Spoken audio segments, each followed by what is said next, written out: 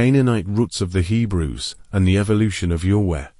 The Hebrews, who later became known as the Israelites and eventually the Jews, originated as a tribal subset of the broader Canaanite and Phoenician cultural sphere of the ancient Levant. Linguistically, archaeologically, and religiously, early Hebrew identity emerges directly from Canaanite society, not as a foreign or isolated culture. In early stages of their religion, the Hebrews worshipped 𝗖𝗆𝗏 not as a singular, monotheistic deity, but as part of the Canaanite pantheon, alongside gods like 𝗼, Baal, and Asherah, Astarte. 𝗖𝗆𝗏 was likely a storm, or warrior god, initially regional, possibly from the southern deserts, Midian or Edom, later merging with the high god 𝗼, or a process of religious syncretism. In this transitional period, 𝗖𝗏 and Baal were often worshipped interchangeably or simultaneously. And Astarte, Asherah, was venerated as 𝗖𝗆𝗏's consort or feminine counterpart.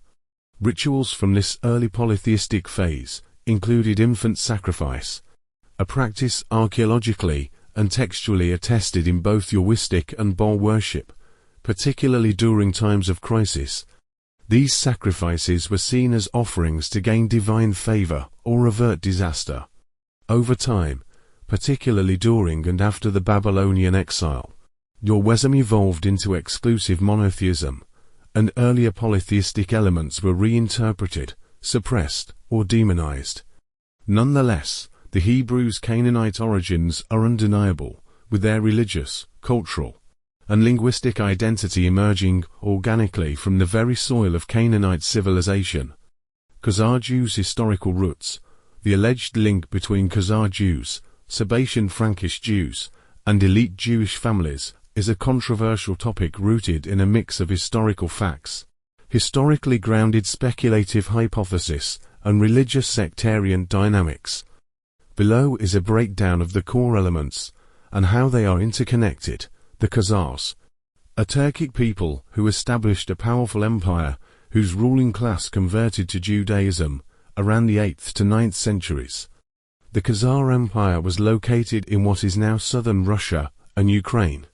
After the collapse of the Khazar Empire in the 10th to 11th century, it is believed that the Jewish Khazars migrated west, blending into Ashkenazi Jewish populations in Eastern Europe, modern Ukraine, Poland, and Hungary, which had developing Jewish communities tied to the Byzantine, Persian, and Roman diasporas. Migration was not necessarily en masse, but rather in small groups or family units, often integrating into already existing Jewish trade or religious networks. The extent to which this conversion spread to the broader population, and what became of Jewish Khazars after the empire's fall, remains a subject of debate. The extent of mass conversion and long-term Jewish continuity in the Khazar population remains uncertain.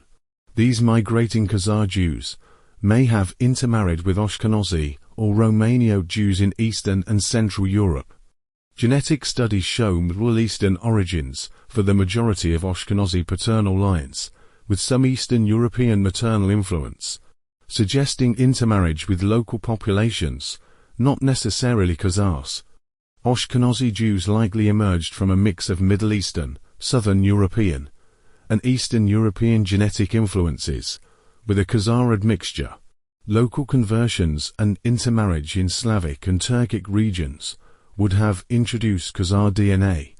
Jewish law permitted conversion and integration, meaning Khazar Jewish converts could marry into established Jewish families, slowly blending in over generations. Genetic studies have not identified a strong Central Asian or Turkic marker in Ashkenazi Jews, which suggests that Khazar genetic influence, if present, is relatively minor. Some mitochondrial DNA, passed through maternal lines, shows Eastern European origins, supporting the theory of Ashkenazi Jewish men marrying local women, potentially including women of Khazar origin who had converted to Judaism. While the Khazar Jewish population definitely contributed in a limited way to the gene pool and cultural landscape of Eastern European Jewry, there is no strong evidence to support the idea of a massive Khazar to Ashkenazi transformation. The more grounded view holds that some Khazar Jews migrated west, intermarried, and gradually assimilated. Following the conversion of the Khazar ruling elite to Judaism in the 8th to 9th century, it is plausible that certain families or clans maintain tighter control over their bloodlines, especially those connected to the royal court, priesthood, or military aristocracy. Just like in many ruling classes across history, like the Windsors, Khazar elites would have sought to preserve their authority and identity through inbreeding or tightly controlled marriage practices. This would have involved marrying within a select caste or clan, possibly even among close relatives, to maintain political continuity, religious authority, and bloodline purity. Judaism has long practiced endogamy, especially in tightly knit communities. Among Khazar Jews, this practice would have merged with steppe traditions of tribal identity to create a double layer of exclusivity. Families converted to Judaism within the Khazar elite would have married only other elite Jewish Khazars, preserving distinct genetic lineages over generations, particularly if they moved west and integrated into European Jewish communities, while maintaining internal cohesion. After the collapse of the Khazar Empire, Jewish Khazar migrants may have diverged in their assimilation. Some families fully merged into Ashkenazi communities, diluting their Khazar heritage over time. Others, particularly those with religious or financial prestige, would have continued to marry within select circles, creating pockets of more pure Khazar descent. In some traditions, families are believed to have maintained secret traditions, symbols, or mystical beliefs, for example linked to Sabbatean Frankist Baalites centuries later. Historically, many elite family, both Jewish and non-Jewish, such as the Rothschilds, have practiced consanguineous marriages, such as cousin marriage, to keep wealth and power consolidated. This occurred among European nobility, Egyptian pharaohs, and even Jewish rabbinic dynasties. If some Khazar-descended Jewish families followed this path, especially after acquiring influence in finance or religion in Europe, their bloodlines remained more genetically consistent compared to assimilated or mixed populations. Sabbateanism and secret dual identities, 𝗧𝗿𝗶𝗁𝗍𝗶, 1626–1676, claimed to be the Jewish Messiah. After converting to Islam under Ottoman pressure, many followers secretly retained Sabbatean beliefs while outwardly adopting other religions.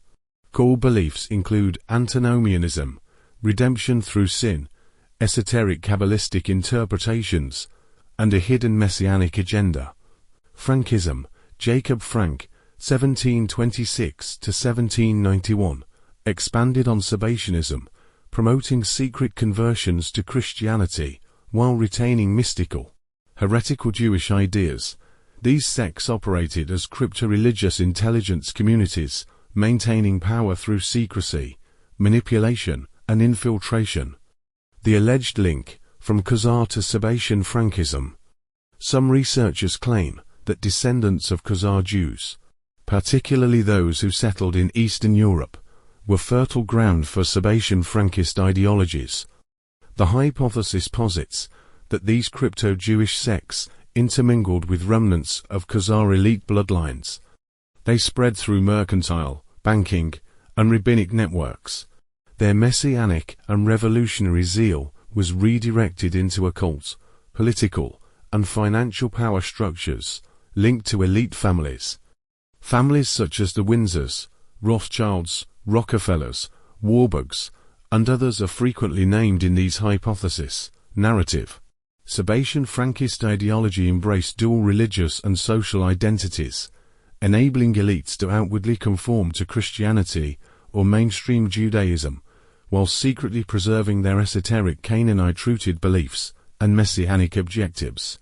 Some researchers believe they infiltrated Freemasonry, banking, Zionism, and emerging world governance structures to advance a hidden messianic world order, while others argue they engineered these institutions from the outset for that very purpose.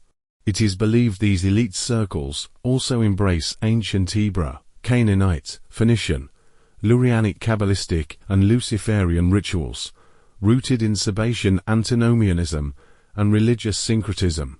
Modern narratives. The Trojan architecture hypothesis posits that several major institutions and movements have been constructed with public-facing purposes, while secretly serving hidden esoteric agendas. At its core, the hypothesis suggests that Freemasonry preserves ancient Canaanite, Phoenician, Baalites, and Sabbatean Frankist symbols and traditions, with underlying goals that are deliberately concealed from the public.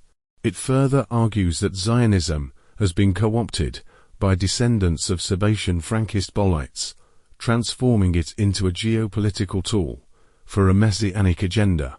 Banking and financial power, according to the hypothesis, has been deliberately concentrated in elite families who secretly adhere to Sabbatean Frankist Baалite ideology.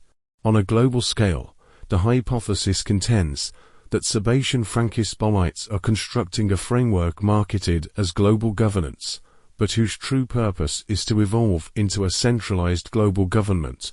This effort is often described as part of a Sabbatean Frankist Khazars strategy for world control.